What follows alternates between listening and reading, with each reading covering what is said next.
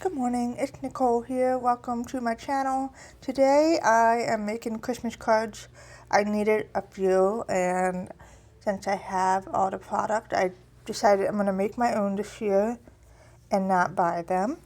I haven't used the stamp set from Pinkfresh Studio yet. It's an older set. It's the Holiday Elements set, and it has like a fun poinsettia wreath with some presents and a little elf, and it's super cute, and I'm going to be using it for the first time today. I did do a practice round last night. It turned out okay. And to begin, I'm using the VersaFine Clear black ink to stamp the image down using my MISTI. And you want to use a stamping platform so that you can do a few ink layers just to help make it crisp, the image. And I usually do 2 to 3. And then I clean it with some alcohol ink, and then I move on. And so this is so fun. I just love this. It comes with the layered stencils so that you can color in all the images, and then I have the metal die to punch them out once I'm finished. And these are the inks that I'm going to be playing with, and super fun. So let's go ahead and get myself organized here. And then this one is not the first stencil. I didn't realize that as I was applying the ink. It's actually, I think, the second or third, but it still worked out. It's fine. So I'm going to go ahead and carefully line this up. This can be a little tricky, lining the stencil up with the stamp. You just have to move it around and then look at the top too. But once you got it, you got it. And then what I'm doing here is I'm dabbing the ink through the stencil. I'm not doing a blending because I didn't want it to be like a soft, airy card. I wanted it to look bright and very colorful. So I'm laying down the color thick, and I'm just dabbing the brush right through the stencil, one color at a time.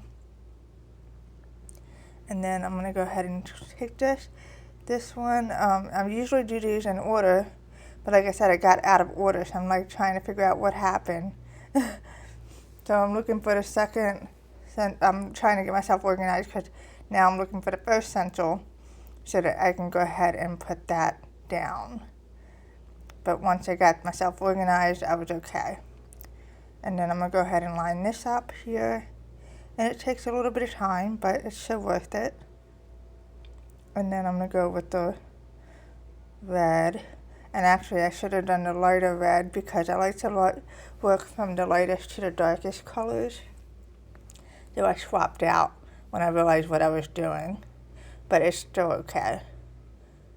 And then I'm just dabbing the ink right onto the stencil.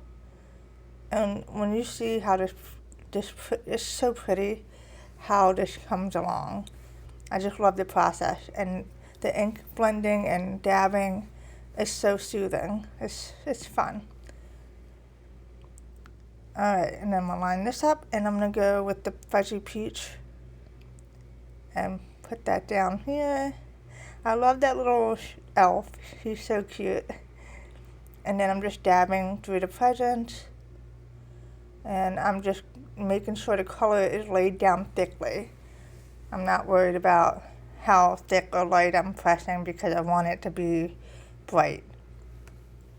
And then I'm going to go ahead and line this up here, being careful to make sure everything is lined up before I start dabbing. I just love this. And then I'm going to go ahead and add the next color here. And this is just one at a time. There's no right or wrong way you can do this. I mean, you really can't mess this up. If you don't like it heavy with the ink, you can do a light-handed blend through the stencil, and that's totally fine. I just wanted a different look because most of my cards that I've been making are very light and airy and beautiful, but I really wanted this one to be bright. Alright, and here's this stencil. I'm going to line this up and use the third red that I have here. I think it's Berrylicious. And then you'll see how the different tones come through on the poinsettia. And it's just beautiful. And it adds a lot of depth to the images. I mean, it's so pretty. Alright, and then this is the last stencil. And I'm going to do this in green. And I should have probably done this in the lime green, but I got so mixed up with the stencils. But it's okay.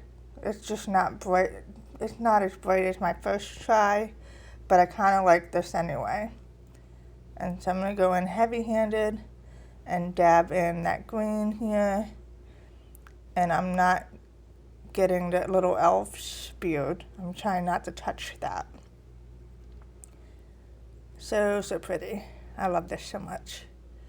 Okay, and now I am going to run this through my Spellbinders machine. I'm going to place this down, make sure it's all lined up, and then I'm going to tape it down lightly on the side so that it doesn't move. You don't want to go through all this work and then have that metal die slip and cut your images off. It's sad. Very sad moment. I've had it happen. Okay, so now I'm going to go ahead and pull these out here, being careful not to tear anything. And they are pretty, the die cuts are really nice quality, so they do come out right away, but the tape kind of held it down. Okay, and now what I'm going to do is take the brush that I used for the red inks, and I'm just cleaning the brush off on the card panel, just to make it a little bit pink. And then I did the same with the wreath.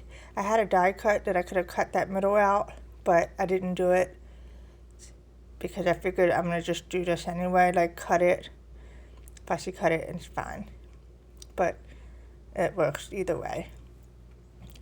And then I'm going to go ahead and pop this down using foam strips to add dimension. I just love this so much. It's so pretty. And then the presents are so fun.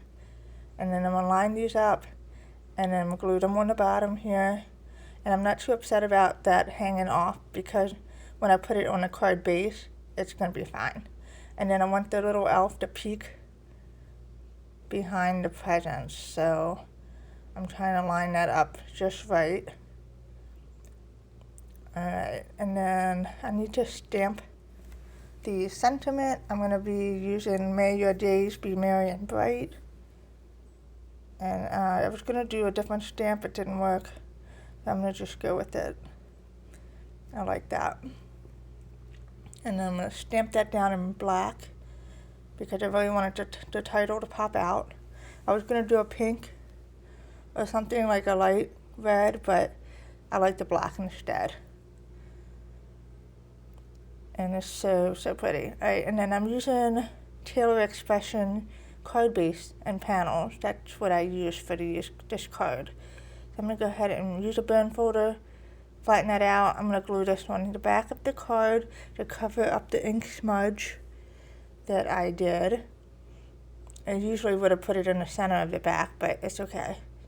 And then I'm going to use some foam strips to pop the card panel right onto the card base.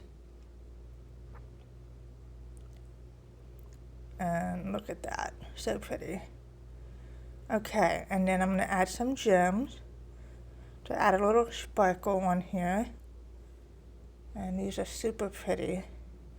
And these are like pink, orange, and white. Like it's a little mixture. It's the ombre, and it looks so pretty on here. And then be careful with the glue. I tend to squeeze it too hard and too much comes out. If that happens, you could just use your finger to dab off the excess. It's going to dry clear anyway, so it'll be fine. I'm going to add this here, and then I'm going to add the little teeny ones to the bow, the center of the bow, just to add a little sparkle there.